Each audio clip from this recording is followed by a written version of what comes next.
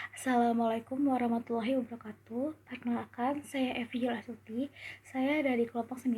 Di sini saya akan menjelaskan materi tentang konsep pendidikan karakter Indonesia yang baik yang meliputi civic knowledge, civic skill, dan civic disposition.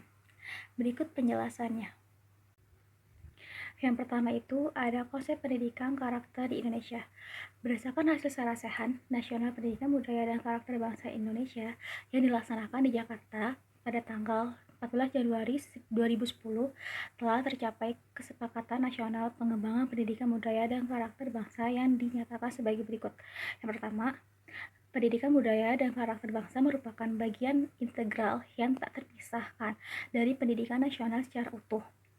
Yang kedua, pendidikan budaya dan karakter bangsa harus dikembangkan secara komprehensif sebagai proses pembudayaan.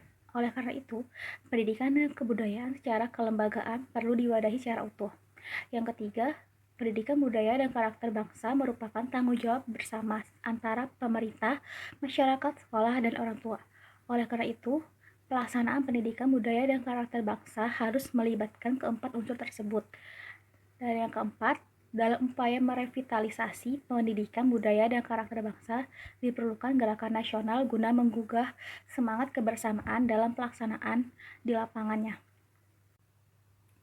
Menurut Muklas Samani dan Haryanto, garis besar arah pendidikan karakter di Indonesia tertuang dalam draft Grand Design Pendidikan Karakter, yaitu kerangka proses pembudayaan dan pemberdayaan karakter akan dilaksanakan dengan strategi konteks makro berskala nasional dan ranah mikro terkait pengembangan karakter pada suatu satuan pendidikan atau sekolah secara holistik.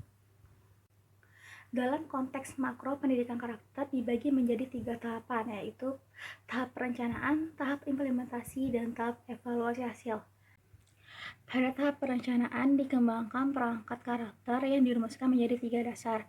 Yang pertama itu dasar filosofis dan yuridis yang bersumber dari ideologi bangsa atau Pancasila dan perundang-undangan. Yang kedua itu dasar teoritis atau pengetahuan yang bersumber dari teori kognisi, teori psikologi, nilai dan norma, dan sosial kultural. Dan yang ketiga itu dasar empiris berupa pengalaman dan praktik terbaik dari tokoh-tokoh, kelompok, kultura, pesantren, dan lain-lain. Jadi anak itu bisa melihat dari tokoh-tokoh bangsa nasional atau tokoh-tokoh yang terkenal, sehingga anak dapat mencerminkan perilaku yang baik dari tokoh tersebut. Yang kedua itu tahap implementasi. Nah, di dalam tahap implementasi ini terdapat 3 pilar, yaitu keluarga, lingkungan, dan sekolah. Nah, dari 3 pilar itu terdapat 2 jenis pengalaman, yaitu intervensi dan habituasi. Intervensi itu terstruktur, jadi pengalaman yang mempunyai rancangan, jadi dia itu memiliki tujuan untuk membentuk karakter. Nah, sedangkan habituasi itu dia itu bisa dilakukan di mana saja, jadi kebiasaan alami yang dapat membentuk karakter si anak tersebut. Pada tahap implementasi ini terdapat perangkat pendukung yang meliputi kebijakan, pedoman, sumber daya, lingkungan, sarana dan prasarana, kebersamaan, komitmen pemangku kepentingan. Nah, yang ketiga itu tahap evaluasi hasil. Apabila dari 2 tahap sebelumnya belum mencapai tujuan atau belum memenuhi standar tujuan pendidikan karakter, maka harus dievaluasi sehingga dapat mencapai tujuan karakter tersebut. Yang kedua itu ada konteks mikro pendidikan karakter. Nah, mikro ini terdapat 4 pilar. Yang pertama itu KBM di dalam kelas, yaitu mengintegrasi ke dalam KBM pada setiap mata pelajaran. Nah, salah satunya yang mata pelajaran memiliki paling banyak karakter yang ingin dicapai, yaitu pendidikan kewarganegaraan dan agama. Yang kedua itu ada konteks mikro pendidikan karakter. Nah, mikro ini terdapat 4 pilar. Yang pertama itu KBM di dalam kelas, yaitu mengintegrasi ke dalam KBM pada setiap mata pelajaran. Nah, salah satunya yang mata pelajaran memiliki paling banyak karakter yang ingin dicapai, yaitu pendidikan kewarganegaraan dan agama. Selanjutnya yang kedua itu budaya sekolah, yaitu pembiasaan dalam kehidupan keseharian di satuan pendidikan. Sebagai contoh, terdapat upacara. Di dalam upacara itu membentuk karakter, disiplin, tanggung jawab. Selanjutnya itu terdapat literasi. Jadi literasi itu pembiasaan dalam satu sekolah yang dimulai sebelum pembelajaran berlangsung, bisa berupa membaca buku. Jadi anak itu dapat membentuk karakter, yaitu gemar membaca. Pembiasaan dalam sekolah selanjutnya yaitu sholat duha. Jadi anak dapat membentuk karakter yang religius. Nah, pilar yang ketiga yaitu ekstrakurikuler. Nah, di dalam sekolah biasanya terdapat ekstrakurikuler pramuka, nari, lukis, marching band, dan lain-lain. Di dalam pramuka dapat membentuk karakter disiplin, cinta tanah air, tanggung jawab, kreatif, dan sebagainya. Sedangkan di ekstrakurikuler tari, lukis itu dapat membentuk karakter yang kreatif, tanggung jawab. Sedangkan di paskibra itu yaitu tanggung jawab. Nah, pilar yang terakhir yaitu kegiatan keseharian di rumah.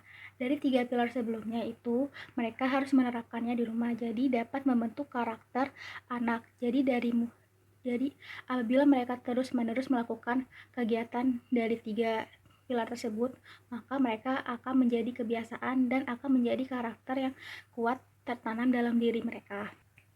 Selanjutnya itu ada tujuan pendidikan karakter di Indonesia.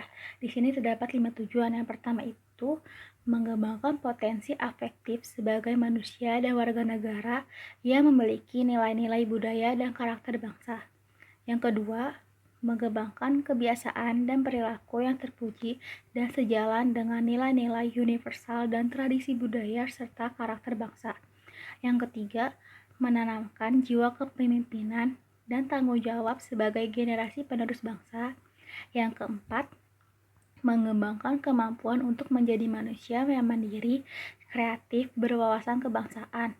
Dan yang terakhir, mengembangkan lingkungan kehidupan sebagai lingkungan belajar yang aman, jujur, penuh kreativitas dan persahabatan, serta rasa kebangsaan yang tinggi dan penuh kekuatan.